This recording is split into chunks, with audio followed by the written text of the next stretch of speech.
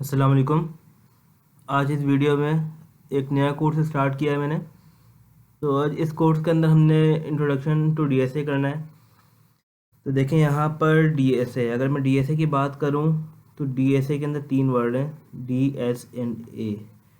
जो पहला डी है ये डेटा के लिए इस्तेमाल हो रहा है, डेटा, एंड ये स्ट्रक्चर के लिए,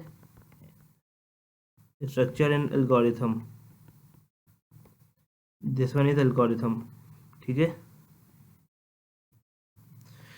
तो अब बात कर लेते हैं डेटा। तो डेटा क्या होता है? डेटा एक सेट ऑफ इंफॉर्मेशन होता है हमारे पास। ठीक है, तो डेटा हमारे पास क्या होता है? Set of information. और अगर मैं स्ट्रक्चर की बात करूं तो स्ट्रक्चर एक होता है, जैसे कि फॉर सपोज के मैं एक एग्जांपल आपको देके दिखाऊं कि एक एरे है, या एक एरे ले लेते हैं, सपोज कर लेते हैं कि ये 1 है, ये 3 है, ये 9, ये 5 आ गया, ये 15 हो गया, ये 10 हो गया। इस तरह जो डेटा पढ़ा हुआ होगा ये एरे के अंदर, ये एक तरह का समझे कि स्ट्रक्चर है। अगर स्ट्रक्चर की बात करूँ तो जिस तरह के आप ले रहे हैं, यहाँ पर कोई शेल्फ है जिसके अंदर डिफरेंट टाइप्स ऑफ आपके पास बुक्स पड़ी हुई हैं। ठीक है, तो ये सारी की सारी चीज़ें स्ट्रक्चर के अंदर आती हैं कि वो किस टाइप का है। ये शेल्फ हो गया आपके पास। अगर किचन की बात करें तो किचन के अंदर जो चीज़ें वेल ऑर्गेनाइज्ड होती हैं तो आप उसके अंदर देख सकते हैं। ठीक है, स्ट्रक्चर के अंदर। अब एल्गोरिथम की बात करूँ तो एल्गोरिथम क्या होता है? वो हमारे पास एक सेट ऑफ इंस्ट्रक्शन होती है। जिस तरह डेटा है इसी तरह यही है, लेकिन एल्गोरिथम के अंदर क्या है कि ये सेट ऑफ इंस्ट्रक्शन है। तो इंस्ट्रक्शन के अंदर हम ये बताते हैं कि हम कोड लिखने से पहले एल्गोरिथम लिखते हैं ताकि हम अपना आंसर चेक कर सकें कि ये हमारा कोड इफेक्टिव है या नहीं। ठीक है, तो ये हम एल्गोरिथम में करते हैं। तो इस कोर्स के अंदर हमने पढ़ना क्या है? हमने सिर्फ यही चीज़ें पढ़नी है, और इसके अंदर सबसे जो मेन चीज़ है वो है एल्गोरिथम। तो अच्छा, ये डेटा साइंस, डेटा डीएसए पढ़ने का फ़ायदा क्या है? तो इसको पढ़ने का फ़ायदा ये है कि डेटा साइंटिस्ट जो होते हैं वो यही पढ़ते हैं बेसिकली। उनकी जो ये चीज़ स्ट्रांग होती है काफ़ी, तो वो डेटा साइंटिस्ट होते हैं। ठीक है, डेटा एनालिसिस भी कहते हैं उन्हें। तो ये सारी की सारी चीज़ें हैं। तो डिफरेंट टाइप्स ऑफ चीज़ें हैं जो कि हम डीएसए के अंदर पढ़ रहे होते हैं। और अगर मैं इसकी डिफरेंट हैंड पे बात करूं तो कुछ एल्गोरिथम ऐसे होते हैं, या एल्गोरिथम से हट के बात करूं, जो कोड होते हैं हमारे पास किसी भी प्रोग्रामिंग लैंग्वेज के अंदर, तो ये सबसे पहले पास आउट होते हैं डीएसए वालों के पास से। मीन्स के जो डेटा एनालिस्ट हैं या डेटा साइंटिस्ट हैं उनसे पास आउट होते हैं, ताकि वो बताते हैं कि ये कोड कितना इफेक्टिव है, कि इस एल्गोरिथम को हम यूज़ कर सकते हैं। तो एल्गोरिथम के अंदर भी डिफरेंट टाइप्स आ जाती हैं, लाइक कि कितना इफेक्टिव है, जैसे कि वर्स्ट टाइम, बेस्ट टाइम और एवरेज टाइम। तो जो सबसे बेस्ट होता है, जो सबसे अच्छा एल्गोरिथम होता है, हम उसे कंसीडर करते हैं वो बेस्ट एल्गोरिथम है। ठीक है, बेस्ट टाइम जो हमें दे। बेस्ट एल्गोरिथम कौन सा एल्गोरिथम है? जो कि टाइम कम ले। ठीक है, टेक लेस टाइम, एक टाइम कम ले, एंड दूसरा take less time as well as memory,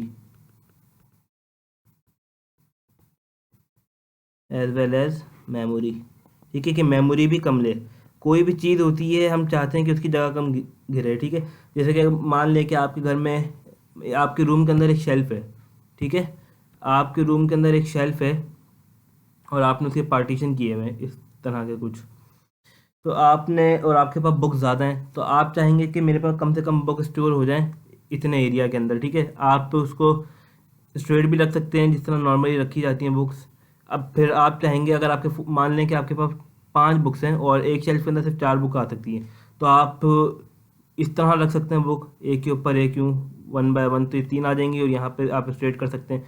तो ये इस तरह का जो हम मेमोरी एलोकेट कर देते हैं, हम चाहते हैं कि हम वहाँ पे ज़्यादा से ज़्यादा अपनी बुक रख सकें। तो यहाँ पर हम एक बुक और रख सकते हैं, तो मीन्स कि यहाँ पर 6 आ रही हैं और यहाँ पर मेरे पास 4 आ रही हैं। तो बिल्कुल इसी तरह हम कुछ इस तरह तरतीब देते हैं अपने सब्सटेंस को, कोई भी चीज़ को, ताकि वो कम से कम मेमोरी ले। ठीक है, निकालने में आसानी हो। जिस तरह अगर मैं इस तरह बात करूँ तो यहाँ पर टाइम बहुत कम लगेगा मुझे निकालने के लिए किसी भी सामान को, और वो वेल ऑर्गेनाइज्ड है। ठीक है, अगर मैं यहाँ पर बात करूँ, फॉर सपोज कि मुझे अगर नीचे वाली बुक चाहिए तो मुझे इसमें टाइम लगेगा। तो ये एक अच्छा एल्गोरिथम नहीं है, कि मीन्स ये अच्छा एल्गोरिथम नहीं है कि मैं इसको इस तरह ऑर्गेनाइज करूँ। ठीक है, अगर मान लें कि मैं इसको दोबारा इसी तरह काम करता हूँ और कुछ बुक इस तरह वर्टिकल में लगा देता हूँ, तो ये भी अच्छा एल्गोरिथम नहीं है। टाइम तो मुझे पता चल जाएगा कि यहाँ रखी हुई चीज़ें, ठीक है, ऑर्गेनाइज है वो, बट टाइम ज़्यादा लगेगा। यहाँ पर क्या है ऐसा, यहाँ पर मुझे देख लें, मैंने नेम पढ़ा और मैंने वहाँ से पिकआउट कर ली, तो यहाँ पर टाइम कम लगेगा। तो मैं कह सकता हूँ कि जो ये एल्गोरिथम है ये बहुत अच्छा एल्गोरिथम है। जो ये सेट ऑफ इंस्ट्रक्शन है ये मैंने काफ़ी अच्छी सेट की हुई है, तो इसमें टाइम कम लगेगा, तो ये बेस्ट एल्गोरिथम होगा, ठीक है। तो हम डीएसए के अंदर सिंपली ये बात कर रहे होते हैं। अब एक बात और मैं कर लेता हूँ सूडो कोड की। तो सूडो कोड होता क्या है? सूडो कोड बेसिकली एक हमारे पास कोड ही होता है जिसे हम अपने ह्यूमन लैंग्वेज के अंदर ट्रांसफॉर्म करते हैं, ठीक है। जिस तरह अगर मैं एक एग्जांपल दे दूँ कि मुझे 5 का टेबल लिखना है, ठीक है, मुझे एक 5 का टेबल लिखना है, तो मैं इसको इस तरह लिख सकता हूँ 5 × 5 और सो ऑन, ठीक है। अब मुझे इसको थोड़ा सेट ऑफ इंस्ट्रक्शन में देना है कि एक एल्गोरिथम या मुझे कोई एक वेरिएबल सेट करना पड़ेगा, जिसे मान लें कि मैंने ए ले लिया, ठीक है।